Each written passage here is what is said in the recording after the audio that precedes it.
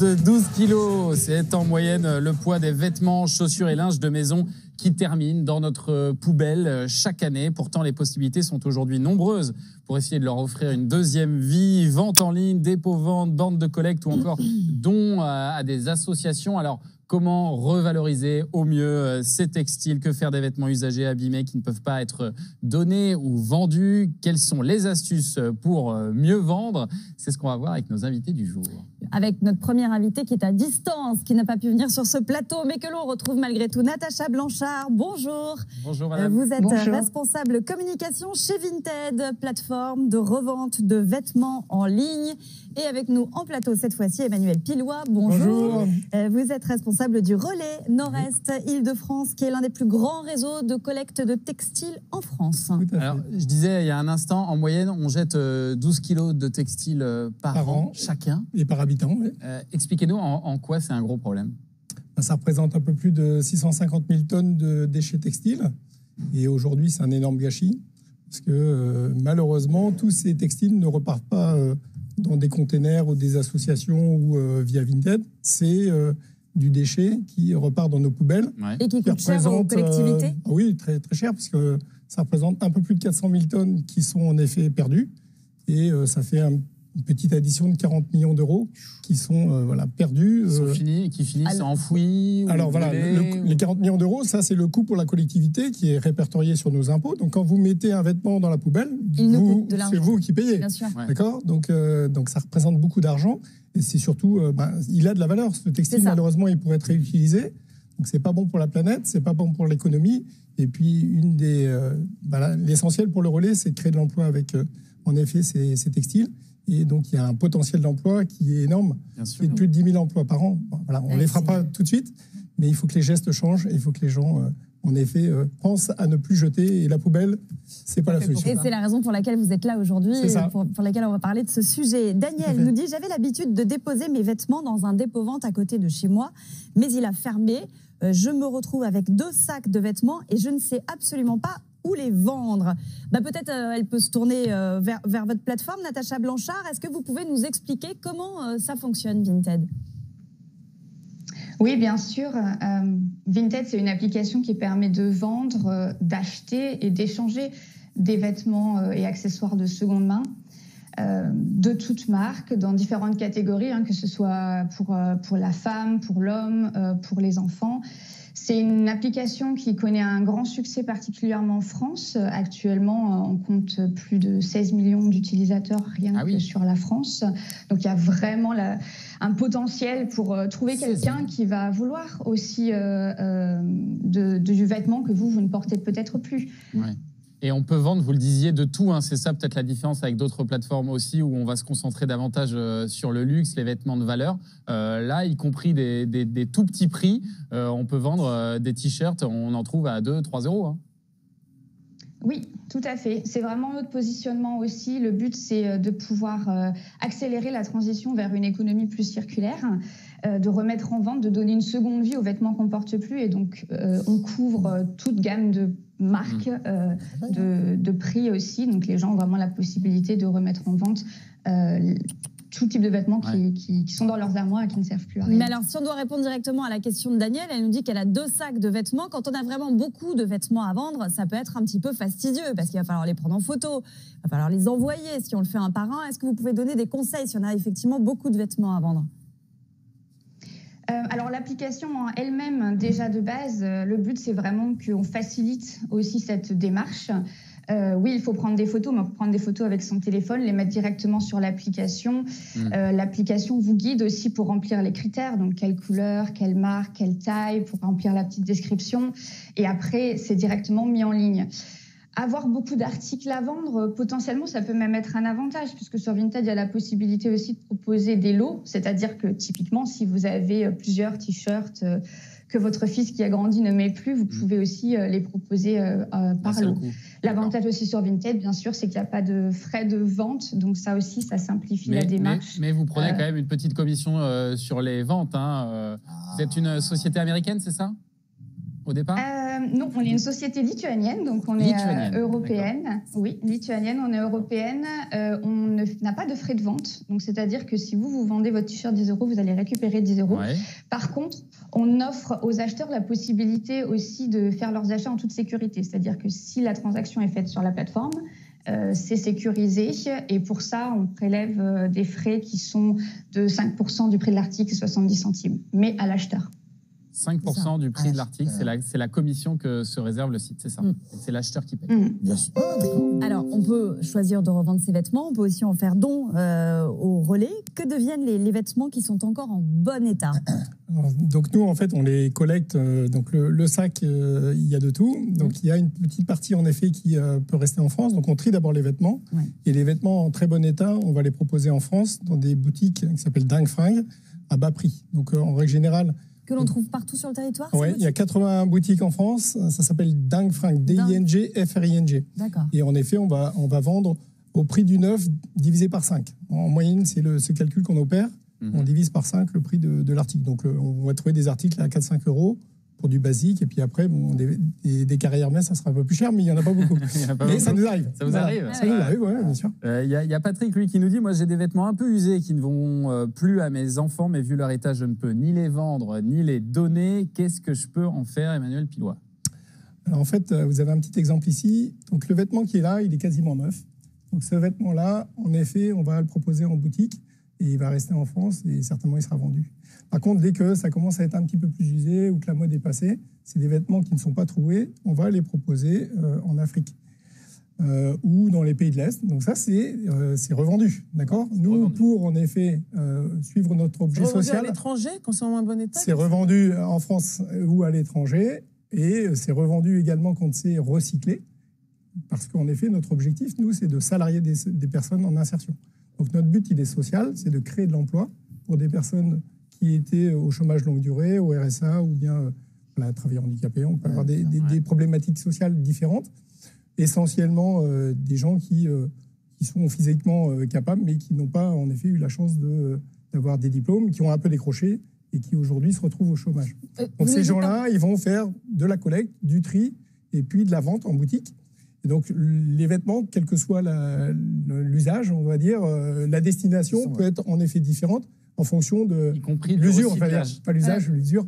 Le troisième cas de figure, vous nous parlez de recyclage, ça veut dire que là, vraiment, quand le vêtement est inutilisable. Et en effet, il est plus mettable, c'est plus du réemploi, eh bien, on va en effet le recycler. C'est de l'isolant, c'est ça? Et voilà, tout à fait. On va isoler des maisons à partir de cette fibre qui est du textile, coton. Essentiellement, dans les jeans, on trouve du coton et donc ça isole très bien du froid et également du bruit. Donc, on a un isolant thermoacoustique qui est très performant. Est-ce qu'il y a quand même des vêtements que vous ne pouvez pas du tout utiliser? Alors, il y a des vêtements qui, en effet, arrivent sales, c'est-à-dire vraiment moisis ou de la peinture, vous voyez. Et donc ça, en fait, nous, la valorisation, ce n'est pas un enfouissement ou bien la poubelle, c'est une valorisation énergétique. Donc ça représente pas grand-chose, 3% à peu près. Donc des gens qui, en effet, se séparent d'un déchet qui est presque un déchet ultime. Mais en effet, on va... valorisation énergétique concrètement? Alors on va broyer un petit peu comme ce que vous avez là. On va broyer également le vêtement. On va le réagglomérer et ça va partir dans des cimenteries qui en effet vont, au lieu d'utiliser du charbon ou du pétrole, vont brûler. Mais donc contrairement à un déchet ménager qui est brûlé parfois, mais l'objectif c'est pas vraiment l'énergie. Là c'est pour l'énergie parce que dans des vêtements il y a beaucoup de pétrole, il y a beaucoup donc le coton, on essaye en effet, comme on vient de le voir là, de le recycler. Mais parfois, le vêtement est vraiment sale. Et là, quelle que soit sa nature, on va en effet en faire un combustible. Même là, même quand c'est vraiment sale, il ne faut pas jeter à la poubelle. Vous allez quand même en faire quelque chose. Il y a des gens qui nous le jettent quand même à la poubelle. Au relais, pardon. Et donc, on le récupère et on va le valoriser. On le valorise même à ce stade-là. Et vous récupérez les chaussures? Mais on ne le souhaite pas, on est d'accord. C'est pour un savoir pour nous. Et vous récupérez les chaussures aussi? Alors, chaussures également. Donc, tout ce qui est habillement, en fait. Donc les chaussures, c'est pareil. Il y a la France, il y a en effet plein de pays qui ont besoin de chaussures. Donc quel que soit l'état, il y a des gens aujourd'hui qui s'habillent avec des chaussures qui sont un peu usagées. Et donc il n'y a pas de souci, il faut mettre les chaussures usagées. Et les chaussures qui sont vraiment craquantes, c'est pareil, on va les broyer et ça fait du combustible. Ouais. D'accord. Aujourd'hui, on n'a pas le recyclage comme pour la fibre textile. C'est un peu plus compliqué parce que c'est des matières qui sont hétérogènes. Vous voyez, il il y a du caoutchouc, il y a des matières nobles, il y a du cuir, il y a des choses qui seront intéressantes à recycler dans l'avenir. On fait de la R&D là-dessus, mais pour l'instant, la plupart du temps, c'est simplement broyé. Voilà. Natacha Blanchard, si jamais j'ai un jean en très mauvais état, je peux le mettre sur votre plateforme aussi? Alors, la revente, ça fait partie de toute façon d'une des formes aussi de revalorisation du textile. Et c'est ce que Vinted fait aussi ou propose. Il faut être très transparent et très honnête dans tous les cas sur l'état de l'article, l'état du vêtement qu'on va revendre, sur ses défauts potentiels, son usure potentielle. Il y a des catégories de toute façon. Il y a des catégories de toute façon. Donc par exemple le neuf avec ou sans étiquette, puisque ça nous est tous arrivé d'avoir ce vêtement qu'on a acheté, qu'on n'a jamais porté. Très bon état, satisfaisant. Encore une fois, la transparence, l'honnêteté, c'est vraiment important pour que l'acheteur n'ait pas de mauvaise surprise et sache ce qu'il va recevoir. Oui, il vaut mieux effectivement s'entendre entre l'acheteur et le vendeur, parce que si on a un problème avec l'article, il faut quand même dire que ça reste assez compliqué de le renvoyer, de se remettre d'accord. Il faut que ça fonctionne tout de suite. Il faut que ça fonctionne tout de suite. Après, si la transaction est effectuée via la plateforme, donc via Vinted, à l'arrivée, si lors de la livraison, on se rend compte que l'article n'est pas conforme à la description, c'est-à-dire clairement que, par exemple, c'est pas le bon état, la bonne catégorie, le bon coloris, par exemple, il y a la possibilité aussi de suspendre la transaction, de contacter notre service client. Après, si c'est tout simplement l'article ne nous plaît pas au final, là oui, il faudra se mettre d'accord directement avec le vendeur éventuellement pour trouver un accord, éventuellement un retour. Et puis Camille, elle nous dit n'oublions pas les associations, elles ont besoin de nous. Et c'est vrai qu'alors là, on ne va pas gagner d'argent, mais c'est une belle démarche. Il y a plein d'associations. Il y a plein d'associations, on ne peut pas toutes les citer, mais parmi les plus connus en tout cas, on peut citer Emmaüs, il y a le Secours Populaire, il y a la Croix-Rouge, il y a Tissons la Solidarité. Alors Tissons la Solidarité, il regroupe un certain nombre d'associations, dont des connues, par exemple, certaines que j'ai citées comme Emmaüs. Alors là, on peut donner tout type de vêtements. Après, il y a une autre association qui s'appelle la Cravate Solidaire. Qu'on aime beaucoup aussi, on en a souvent parlé. Alors eux, ils vont récupérer des vêtements professionnels. Des chemises, des vestes, des tailleurs, des costumes, des chaussures, pour des gens qui ont besoin d'aller à des entretiens ou d'aller travailler, qui ont besoin d'être habillés comme il faut pour aller travailler. Donc, il y aura des bornes, certains travaillent avec vous, alors là, il y a des bornes. Puis on peut aussi aller sinon dans l'antenne qui est près de chez soi. Et puis, on met des vêtements propres, on met dans un sac qu'on ferme, on lasse les chaussures pour bien avoir les deux. Enfin, ça paraît tout bête, mais il faut y penser. Et vraiment, dans toutes les villes, il y a on a vos bornes à vous, il y a toutes ces bornes. Parce que vous n'êtes pas une association, le Relais. Alors, en fait, nous, on fait partie du mouvement Emmaüs. Donc, le Relais est en effet une structure qui vient du mouvement Emmaüs, et qui a une forme juridique un peu particulière, parce qu'on a été créé par des associations, mais on est une coopérative, c'est-à-dire que les salariés en insertion deviennent eux-mêmes des actionnaires de l'entreprise. On est une coopérative dans laquelle donc, les gens pérennisent leur emploi, c'est-à-dire qu'on a un temps où on les accompagne vers l'emploi, et puis ils peuvent ressortir vers l'extérieur, mais ils peuvent également y rester. Et donc 2000 emplois en France et 1000 emplois en Afrique, qui sont en effet dans le Relais, donc qui vient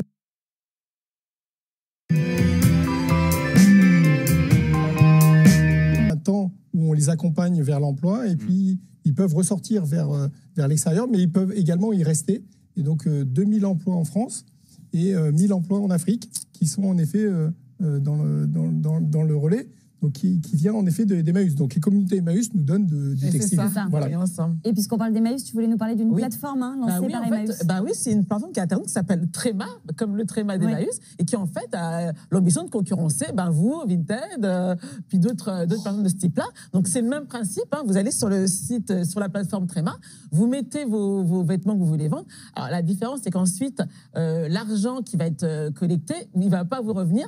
Vous allez, Emmaüs va vous proposer plusieurs projets qui soutiennent, et vous allez participer, vous choisissez, puis on vous dit il faut tant de dons, tant d'argent pour pouvoir, d'euros, c'est beaucoup de projets qui sont en France ou ailleurs que vous soutenez.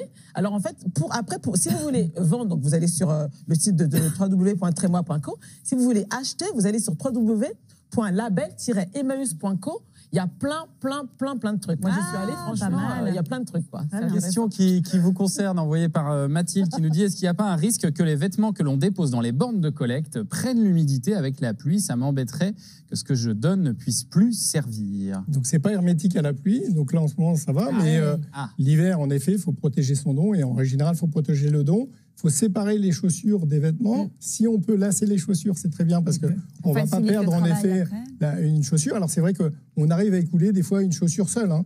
Dans le monde, il y a des gens qui sont pieds nus et qui préfèrent acheter des chaussures dépareillées. Mais pour nous, en termes de valorisation, c'est moins bien que si on a les deux paires. Donc bien séparer, bien protéger donc, dans des petits sacs de 30 litres et mettre dans le conteneur qui est une boîte vide. Et nous, on ouvre, on prend les sacs. Et le don est protégé. Et c'est vidé à quelle fréquence Alors, on y passe. Alors, il y a des endroits où on y passe presque tous les jours. Donc ici, là, sur Paris, c'est tous les jours. Mais en règle générale, c'est 2 à 3 fois par semaine. Et il y a une saisonnalité très forte. C'est-à-dire que les gens nous donnent beaucoup plus à certains moments de l'année qu'à d'autres. Le ménage de printemps. Le ménage de printemps, ça, c'est le bon moment. Donc, en effet, il y a un changement de saison. Donc, on regarde, est-ce que je vais remettre? Maintenant, c'est plus à la mode, ça me plaît plus. Eh bien, on ne met pas la poubelle, on le met dans une boîte. Mais vous n'êtes excusez-nous, pardon, on vous interrompt. Il y a un téléphone qui est en train de sonner sur le plateau. Est-ce que par hasard, quelqu'un a un téléphone n'a pas coupé son portable? Et attention, il va être vilipendé à la sortie. Ça doit être Fabien, ça à tous les coups. Oui, voilà. Je suis au travail. Mon amour. Désolé, pardon. On vous a interrompu. Oui, pardon. Je ne sais pas où vous êtes, parce que moi, j'habite Paris, on a partout. Mais si on est dans une ville ou un village, comment on fait pour trouver le point de collecte le plus proche? Alors, donc lerelais.org, donc www.lerelais.org, vous tapez l'adresse de votre ville et vous avez les containers. Il y a 22 500 containers, il y en a un qui n'est pas très loin de chez vous. Et puis, sur le site de Refashion également, donc ça se trouve sur Internet. Natacha Blanchard, si on passe par votre site, comment est-ce qu'on peut savoir quel est le prix juste d'un vêtement? C'est quoi? Il faut se dire quoi, à 50% de moins que le prix auquel je l'ai acheté? Comment est-ce qu'on évalue ça?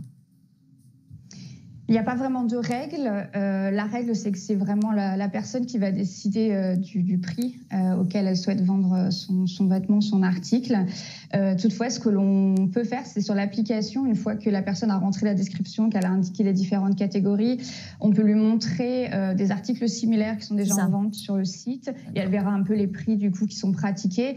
Après, il faut savoir qu'un prix peut toujours être modifié à la hausse, à la baisse, à n'importe quel moment, et il peut être aussi négocié avec la personne qui est potentiellement intéressée. Comment on peut se donner toutes les meilleures chances de pouvoir vendre un vêtement? J'imagine que plus il y a de photos et plus il est décrit et plus on a de chances de le vendre rapidement. Bien sûr, la description, plus elle est détaillée, plus ça permet de bien se rendre compte aussi de l'autre côté de ce qu'on va recevoir. Les photos, en général, on conseille d'en mettre au moins 5. Et il y a la possibilité d'en mettre jusqu'une vingtaine pour vraiment montrer l'article sous toutes ses coutures. Le prix, éventuellement, le renégocier, le retravailler si on voit que ça ne fonctionne pas. Et on l'a déjà évoqué, bien sûr, être transparent sur l'état du produit. Ouais, et puis Fabien, ce que tu voulais nous dire aussi, c'est qu'il y a des grandes enseignes qui s'y mettent aussi à la seconde main. Évidemment. Ils s'y mettent tous. Ils s'y mettent pourquoi? Ils ne vont pas laisser le marché à Vinted. C'est leurs fringues qui se vendent comme ça de l'autre côté. Ils veulent donc en profiter. Puis c'est bien logique. Alors, il y a 2 formules. Il y a les grands magasins, les Carrefour, les Auchan, etc., les Leclerc, qui mettent ce qu'on appelle des corners, c'est-à-dire des rayonnages, finalement, où il y a des petits coins, des petits coins où il y a des fringues, des habits, si on peut dire, de toute marque, bien évidemment. Généralement, ils se servent dans les friperies. Il y a une friperie très connue, dont j'ai appris le nom, qui s'appelle Patatam. C'est une friperie en ligne. Patatam. Mais c'est la plus grosse friperie. Mayonnaise. Tout à fait, voilà. C'est une des plus grosses. Figurez-vous. Tu vois, elle a réussi. Elle a travaillé à l'école, tu vois, visiblement. Donc ça, c'est les grandes surfaces, évidemment. Eux, ils vendent en physique toutes les marques qu'ils peuvent. Et puis, il y a ceux qui font leur petit site, qui deviendra grand, espérons-le pour eux, en tout cas, leur site internet où ils vendent pour l'instant leur propre marque. Et ils y tiennent. On veut vendre notre marque.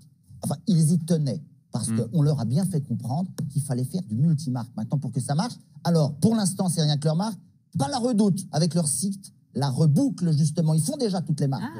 Ils font déjà toutes les marques. Petit Bateau, c'est une appli, c'est pas un site. L'appli Petit Bateau, on peut acheter et vendre des affaires Petit Bateau, pour ceux que ça intéresse. Cyrillus, vous connaissez cette marque-là, avec le site Seconde Histoire, et Oikaidi avec le site Idétroc. On sent celui qui a des enfants. On sent le père. Okaidi, très bien. Comment tu dis? Okaidi. Comme ça. C'était pas mal. Oh, C'était pas mal. pour une première. C'est vrai. Bon, allez, Merci merci beaucoup. beaucoup. Merci beaucoup à tous les deux d'avoir été avec nous. Merci à Judith Barcessa et Eva Lopacero qui nous ont aidés à préparer ce dossier. On va repasser côté salon.